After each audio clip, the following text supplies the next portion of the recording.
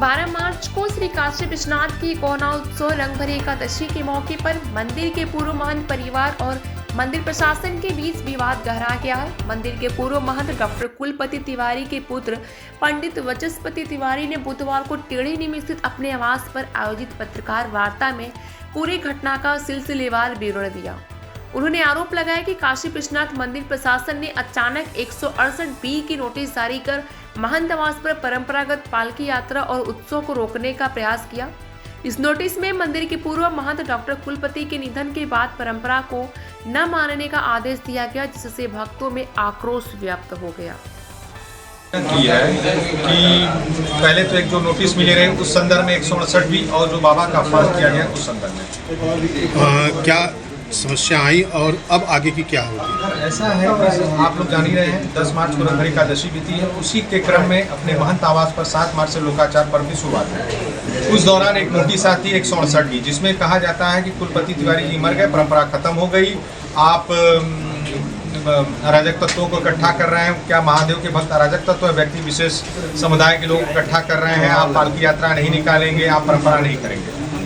लेकिन सरकार तो कहती है कि हम सनातन के संग हैं, सनातन की बात करते हैं। यही तो मैं पूछना चाहता हूँ, यही मैं माननीय मुख्यमंत्री जी से पूछना चाहता हूँ कि क्या उनके अधिकारीगण ये क्या कर रहे हैं, कब पूछ रहे हैं, कर पूछ रहे हैं। कई सालों बाद इस गली से बाबा को ढक के ले जाया गया, क्या कहेंगे? ये मंदिर प्रशासन के दबाव के कारण मंदिर दबाव में आ गया रहा।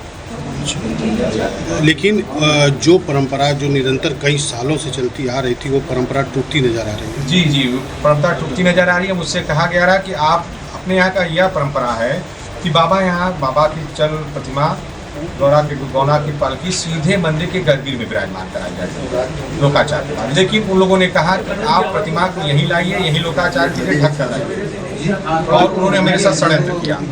क्या इसके पहले आपको सूचित किया गया था? जैसे हल्दी का आपको चीजें हुई, लोकाचार यहाँ से शुरू हुआ, तो क्या इसके पहले भी आपको सूचित प्रशासन द्वारा? नहीं, रात्रि में अचानक से प्रशासन बुलाया जाता है 12:30-1 बजे और कहा गया कि सुबह आप प्रतिमा दे दें। वो लोग तो रात्रि में कर रहे थे। हमने कहा नहीं, हमारे पूजन पाठ होते, तो वही पुलिस प्रशासन आया कि आपका समय निर्धारित, आप चले मंदिर लेके। हमको कहा गया कि यह परंपरागत प्रतिमा का काशीवासी दर्शन करेंगे मंदिर में, लेकिन हमको एक ऐसी जगह दी गई बैरिकेटिंग के बीच में जहाँ हम जनमानस पहुँच नहीं पाया, और मेरे साथ षड्यंत्र किया गया। उन लोगों ने अपनी नई मूर्ति की पालकी यात्रा निकाली गई। मुझसे कहा गया कि आपकी प्रतिमा को शंकराचार्य चौक में विराजमान कराकर उसी परंपरागत पालकी यात्रा को मंदिर में विराजमान किया जाएगा प्रतिमा को, लेकिन ऐसा नहीं हुआ। उन लोगों ने मेरे साथ षड्यंत्र किया, मैं षड्यंत्र का शिकार हुआ। तो अब आप आगे की क्या करवाएंगे? मैं आगे का विचार, और मंदिर में 2-2 प्रतिमा बैठाने का क्या इन लोगों का है, ये मंदिर प्रशासन बताए मुझे। देखा जाए तो निरंतर कई सालों से ये जब रंगभरी एकादशी आता है तो ऐसी प्रक्रिया चालू हो जाती है। कभी उधर से होता था, कभी आपके बड़ा दिवस होता था, तो कभी इधर। इस बार प्रशासन ने भी हस्तक्षेप कर दिया, तो क्या लगता है आने वाले समय में इस परंपरा को मंदिर तक ही सीमित हो जाएगा? नहीं, ऐसा नहीं होना चाहिए। काशी के भक्तगण हैं हमारे साथ, काशीवासी मेरे साथ है, ऐसा नहीं होने देंगे। ठीक।